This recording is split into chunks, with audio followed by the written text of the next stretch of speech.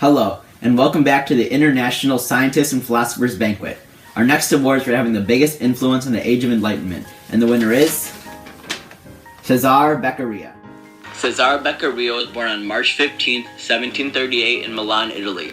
He grew up in Milan and received his primary education at a Jesuit school in Parma. He graduated from the University of Parma in 1758 and received a law degree. In the early 1760s, he formed a society called the Academy of Fists, which is dedicated to political and administrative reform. He was known as one of the greatest thinkers of the Age of Enlightenment during the 18th century, but Beccaria is most famous for publishing a document called On Crimes and Punishment. Cesare Beccaria originally published his essay in 1764 anonymously in fear of government backlash, but it was actually endorsed by Catherine the Great, so Beccaria republished it, this time crediting himself.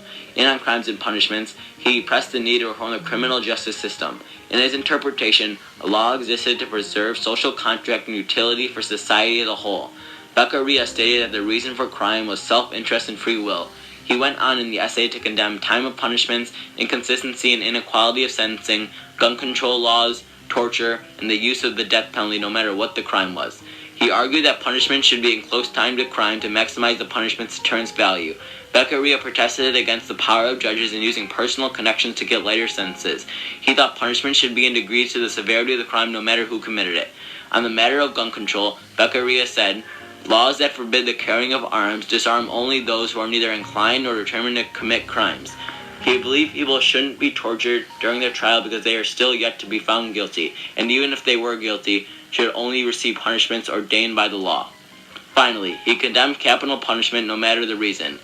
His two reasons against the death penalty were the government had no right to take lives and that killing someone was not useful or necessary.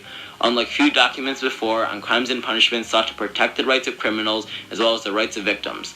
Along with being a criminologist, Cesare Beccaria was also a successful economist. He was appointed the chair of public economy and commerce at the Palatine School in Milan.